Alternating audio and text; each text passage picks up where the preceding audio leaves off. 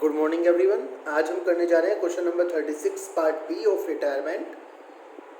आइए क्वेश्चन पढ़ते हैं। ए बी सी पार्टनर्स हैं, उनकी प्रॉफिट शेयरिंग रेशो है जो वो रेशो ऑफ देयर कैपिटल्स है।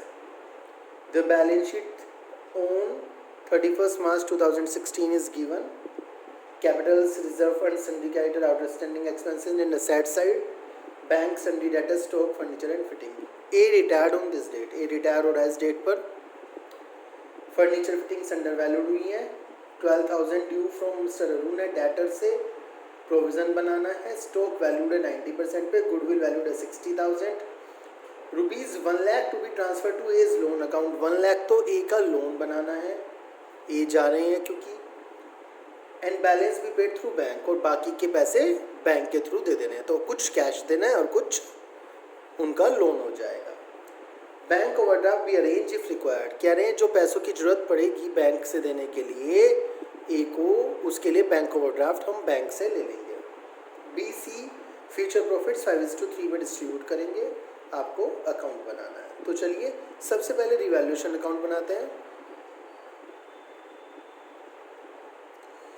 रिवैल्यूएशन अकाउंट आप जानते हैं कैसे बनेगा, बहुत ईजी है।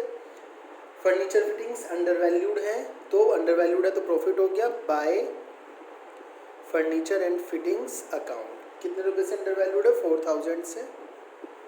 ओके, देन 12,000 जो डेटर के हैं उनका प्रोविज़न बनाना है, तो to provision for doubtful debts 12,000। Stock को वैल्यूड करना 90% पे, टू स्टॉक अकाउंट। स्टॉक है हमारा 3 लाख का, 3 लाख का 90% 270, तो 3 लाख से 270 हो गया, तो कितने का लॉस हो गया? 30,000 का लॉस हो गया। ओके, इसके बाद गुडविल, लोन वगैरह की बात की है, बस हो गया हमारा काम। टोटल कर लीजिए 42,000, 42,000, 42,000 में से 4,000 गए, 38,000 बच गए यहाँ पे। ये कहाँ जाएंगे? Bye partners capital account. Partners के नाम ए बी सी। पार्टनर्स का ओल्ड रेशो देख लीजिए, कैपिटल रेशो है, तो कैपिटल कितनी है उनकी? 2 लाख, 2 लाख, 1 लाख, 2 to 1 में डिस्ट्रीब्यूट करना है। कर दीजिए। आई थिंक ये आ जाएगा 15,200, 15,200 एंड 7,600। ये हमारा रिवैल्यूएशन अकाउंट हो गया। इसके बाद बनाना है हमें पार्टनर्स कैपिटल अकाउंट।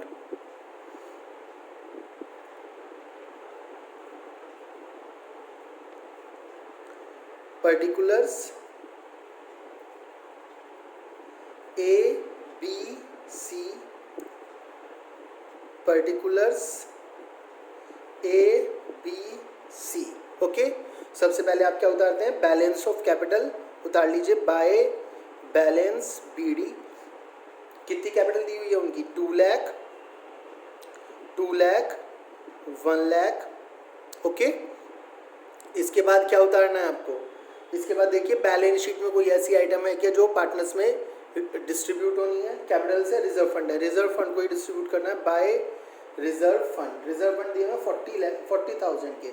40,000 को आपको ओल्ड रेशो में 2 to 1 में डिवाइड करना है, तो 16,000, 16,000, 8,000।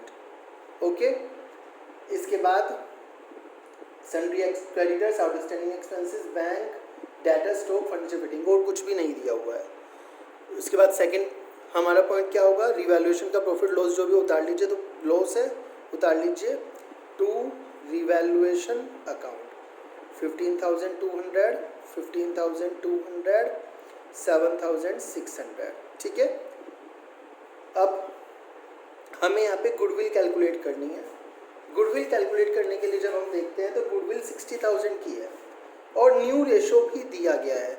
तो सबसे पहले गेनिंग रेशो निकालने के लिए हमें क्या करना पड़ेगा? कैलकुलेशन ऑफ गेनिंग रेशो करनी पड़ेगी। ये देखिए ए बी और सी का ओल्ड रेशो कितना था? 2:2:1, और न्यू रेशो कितना है? बी और सी का जब ए रिटायर हो रहा है, ए तो जा रहा है, न्यू रेशो है बेटा 5:3। ठीक है, आपको गेनिंग निकालना है, तो गेनिंग के लिए क्या करेंगे? ओल्ड माइनस न्यू या न्यू माइनस ओल्ड? बिल्कुल ठीक, न्यू माइनस ओल्ड करेंगे। 5/8 माइनस 2/5, 3/8 माइनस 1/5, और ये आपका आ गया 8 5 जब 40, ये आ गया आपका 9/40, 7/40, 9:7, ये रेशो आपका आ गया, गेनिंग रेशो। ओके, अब क्या करना है, गुडविल देखिए, एज गुडविल 60,000 का ए को कितना मिलेगा 2/5, मीन्स टू से दैट 24,000, और 24,000 को बी सी में डिवाइड कर दीजिए। बी सी का गेनिंग रेशो कितना निकल के आया है 9:7, 15 से डिवाइड कर दीजिए इसे, ये आ जाएगा आपका 13,500 एंड 10,500, ये आ गया आपकी गुडविल। ओके, दे दीजिए गुडविल, बी देगा 13,500 बाय बीज कैपिटल 13,500 एंड सी देगा 10,500। ये दोनों की कैपिटल में से माइनस कर दीजिए। To C's capital account 13,500, 10,500। Okay, इतना होने के बाद अब क्या बारी आ गई, ए का हिसाब करने की। ए का हिसाब करने से पहले हम पहले बी का और सी का बैलेंस कर लेते हैं। चलिए टोटल देख लेते हैं, ये आ गया 240 का, ये आ गया 2,16,000, ये आ गया 1,08,000, 1,08,000, 2,16,000, 2,40,000। ओके, तो सबसे पहले टू बैलेंस सी डी, दो पार्टनर्स बचे हैं बी और सी, ये तो चला ही गया। 216 में से 15,200 और 13,500 माइनस कर दीजिए, ये हो गए आपके 28,700, बच गया आपका 1,87,300। 1,08,000 में से 10,500 और 7,600 माइनस कर दीजिए, ये हो गए आपके 18,100। 18,100 जाएंगे इसमें से तो बचेगा 89,900। ओके, अब ए का हिसाब करते हैं। आइए फिफ्थ पॉइंट दोबारा से पढ़ते हैं। ₹1,00,000 to be transfer to A's loan account. 1,00,000 तो कहाँ जाना है, ए के लोन में, तो टू एज लोन 1,00,000,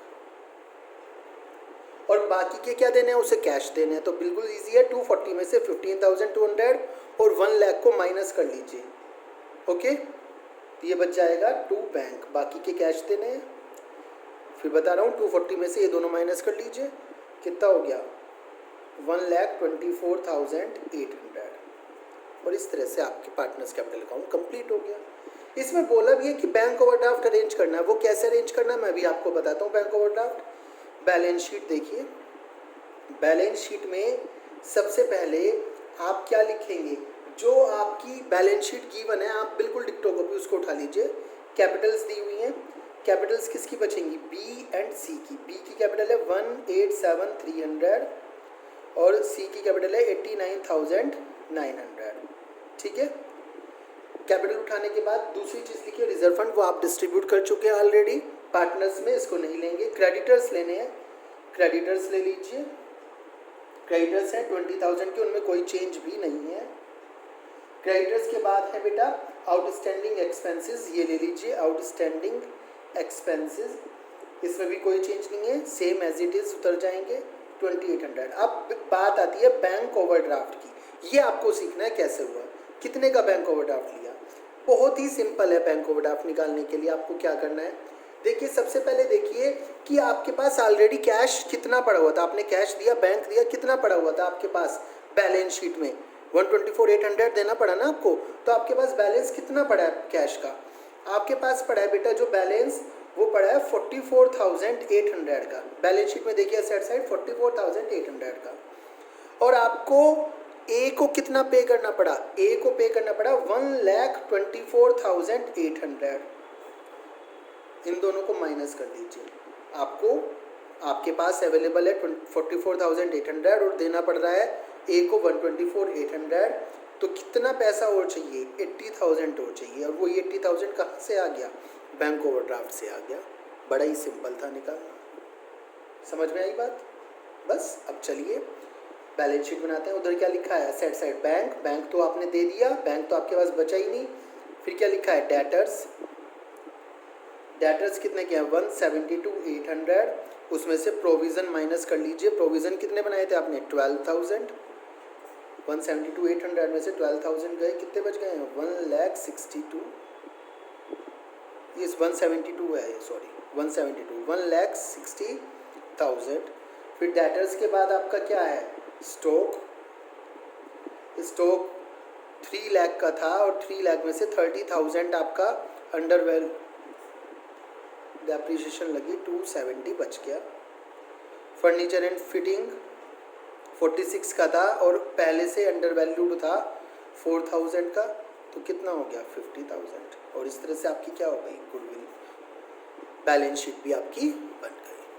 तो इस तरह से आप कोई भी क्वेश्चन आसानी से कर सकते हैं, ठीक है, इसमें कोई भी ज़्यादा बड़ी बात नहीं है। अब देखिए मैं इस क्वेश्चन की आपको एक बार जर्नल एंट्रीज बता देता हूँ, बहुत ही आसान है कैसे करना है। ये रिवैल्यूएशन अकाउंट की कौन सी साइड है, डेबिट साइड है, तो आपको जर्नल एंट्री करनी है रिवैल्यूएशन अकाउंट डेबिट।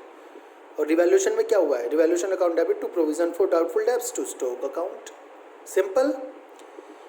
फिर ये रिवैल्यूएशन अकाउंट की कौन सी साइड है, क्रेडिट साइड है, तो जर्नल एंट्री कैसे होगी, रिवैल्यूएशन अकाउंट की क्रेडिट, तो रिवैल्यूएशन अकाउंट तो होगा क्रेडिट टू रिवैल्यूएशन अकाउंट। और डेबिट क्या होगा, फर्नीचर एंड फिटिंग, तो जर्नल एंट्री क्या बनेगी, furniture and fitting account debit to revaluation account.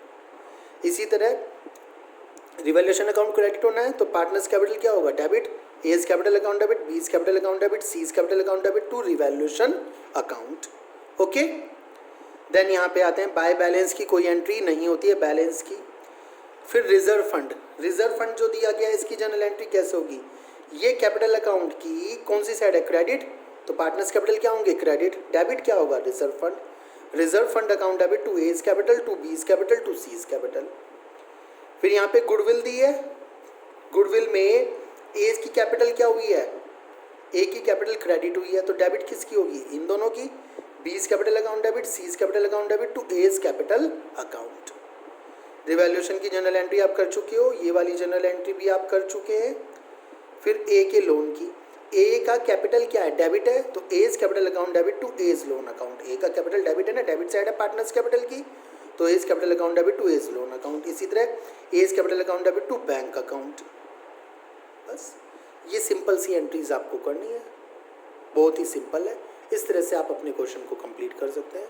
इसमें आपको कोई भी प्रॉब्लम हो you can ask me any time, okay. और अभी आपको क्वेश्चन नंबर 40 तक कंप्लीट करने हैं न्यू बुक के हिसाब से, ओल्ड बुक में 38 या 39 में होंगे एडजस्टमेंट ऑफ कैपिटल से पहले, ओके। Thank you.